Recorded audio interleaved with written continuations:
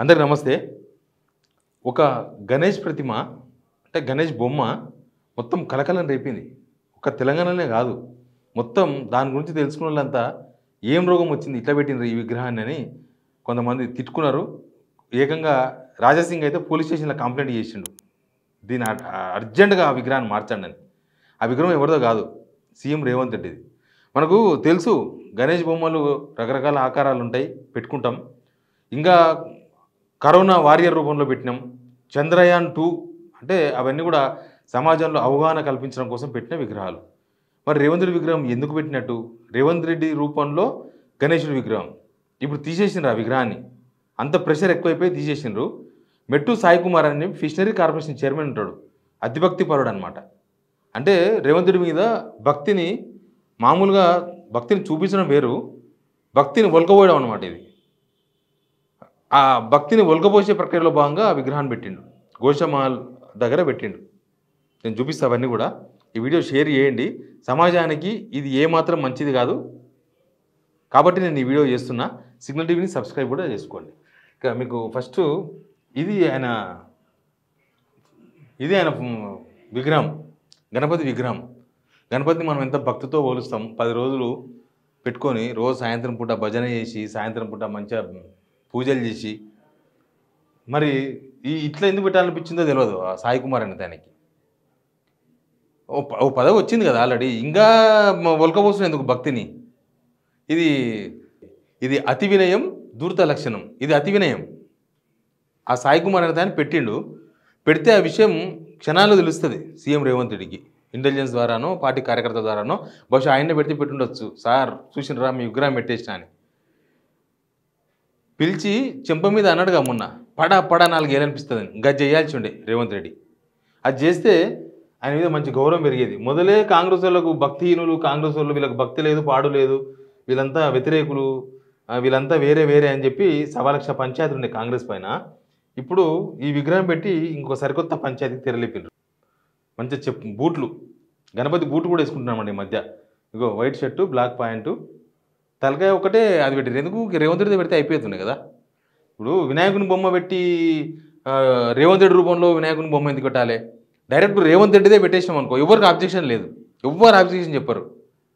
అది వినాయక విగ్రహం కాదు, అది రేవంత్ రెడ్డి విగ్రహం అని క్లారిటీ వచ్చేస్తుంది సమాజానికి. కాబట్టి ఎవరు ఏమన్నారు, అది ఇంకా మంచిగా ఉంటుంది. రేవంత్ రెడ్డి కూడా మంచిది, నేను బతుకున్నాగానే నా కోసం స్టాచ్యూలు పెడుతున్నారు మా కార్యకర్తలు అని చెప్పేసి ఆయన మరింత ఖుషి అయితే అవుతాడేమో. కానీ గణపతి రూపంలో ఎందుకు పెట్టాలి? ఏమైనా సంబంధం ఉందా? ఇదేమన్నా తెలంగాణ నెంబర్ 1 రైజింగ్ అని ఈ పక్క రేవంత్ రెడ్డి, ఆ పక్క చాలామంది పెట్టిండ్రు. అసలు నయ్యం తీసుకుపోయి ఏమైనా నిమజ్జనం చేస్తారా అయిందని పెట్టిండ్రు కామెంట్లు. ఎంత ఎత్తు గణపతిని పెట్టినా 9 రోజులకో, నవరాత్రులకో, 11 రోజులకో ఖచ్చితంగా తీసుకుపోయి చెరువులనో లేకపోతే హుస్సేన్ సాగర్లనో ఎన్నో దగ్గర నిమజ్జనం చేస్తాం. మరి రేవంత్ రెడ్డి బొమ్మను కూడా నిమజ్జనం చేయాలని డిసైడ్ అయినరా వీళ్ళు? మొదలే డిసెంబర్ దాటితే రేవంత్ రెడ్డి ఏమవుతాడో, ఆయన హైకమాండ్ నిమజ్జనం చేస్తుందా ఏంది అని ఒక పక్క ఆలోచన చేస్తుంటే, ఈయన ఈ సాయి కుమార్ అనే దాన్ని ఈ బొమ్మ పెట్టి, వినాయకుని రూపంలో ఉన్న రేవంత్ రెడ్డి రూపంలో ఉన్న వినాయకుని బొమ్మను పెట్టి నిజంగానే నిమజ్జనం చేస్తారని సంకేతాలు ఇచ్చినట్టుగా అనిపిస్తుంది. ఇది అందుకే కార్యకర్తలను కంట్రోల్లో ఉంచాలి. వాళ్ళను మరీ వీడికి ఎక్కించుకుంటే సరిపోతుంది. కొంతమందిని వీడికి ఎక్కించుకుంటే ఇట్లాంటివి వస్తాయి. దీనివల్ల ఆ పెట్టడానికి ఏం కాదు. కానీ రేవంత్ రెడ్డికి చంద్రబాబు నాయుడు 2019లో ఓడిపోనికి ప్రధానమైన కారణం ఏం తెలుసా? ఆయన మీద ఉన్న వ్యతిరేకత, లేకపోతే అవన్నీ ఏమైనా ఉండొచ్చు. కానీ ఒక భజన పాట ఆయన మీద తీవ్రమైన నెగిటివిటీని క్రియేట్ చేసింది. గుర్తుందా? పోలవరం దగ్గర పోయి కొంతమంది లేడీస్ ఒక భజన పాట పాడినరు, చంద్రన్న చంద్రన్న అని. ఆ భజన పాట చంద్రబాబు నాయుడికి ఎక్కడ లేని వ్యతిరేకతను తీసుకొచ్చింది. చంద్రబాబు నాయుడు మంచి పనులు చేసినా ఆ ఒక్క పాట వింటే చాలు, వద్దురా నాయన నేను ఓటే వేయద్దని చెప్పి డిసైడ్ అయిపోయింది జనం. ఇప్పుడు ఇది చూసినాక గట్లే అనిపించింది. ఇది చూసినాక కూడా ఇక వీళ్ళకి ఇంతకన్నా ఎక్కువ అవసరం లేదు, వీళ్ళకు ఈ జాలు. రేవంత్ రెడ్డి అతిభక్తి చూపించుకుంటున్నాడు, రేవంత్ రెడ్డే కావాలని పెట్టించుకున్నాడేమో ఈ విగ్రహాన్ని. లేకపోతే ఒక జీవో ఇష్యూ ఇస్తే అయిపోయేది. గవర్నమెంట్ ఇక్కడ వినాయక విగ్రహాలు మొత్తం రేవంత్ రెడ్డి రూపంలోనే ఉండాలి,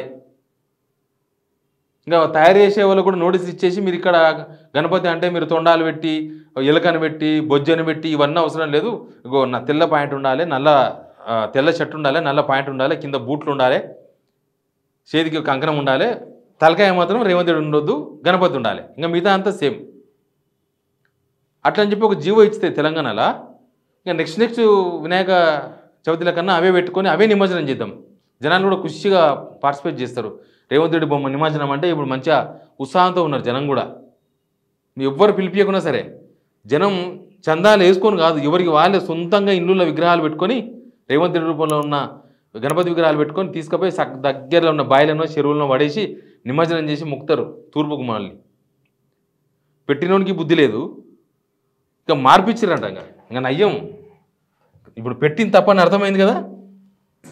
ఎవరు రాజాసింగ్ పోలీస్ స్టేషన్లో పోలీస్కు కంప్లైంట్ ఇచ్చిండు, వీలైనంత తొందరగా ఆ విగ్రహాన్ని తీసేయండి, హిందువుల మనోభావాలు దెబ్బతింటాయని. మనోభావాలు దెబ్బతింటావో తినవో కానీ, హిందువుల మనోభావాలు దెబ్బతింటావో తెలియదు కానీ ఒక గణపతిని అట్లా పెట్టడం కరెక్టా? ఇది తీసి ఈ విగ్రహం పెట్టినట్ట. ఇంకా బుద్ధి ముందే ఉండాలి కదా, ఇంకా బుద్ధి ముందే ఉండాలి. పెట్టుడు ఎందుకు, ఇదంతా రచ్చ యేసుడు ఎందుకు, విగ్రహాన్ని మార్చుడు ఎందుకు?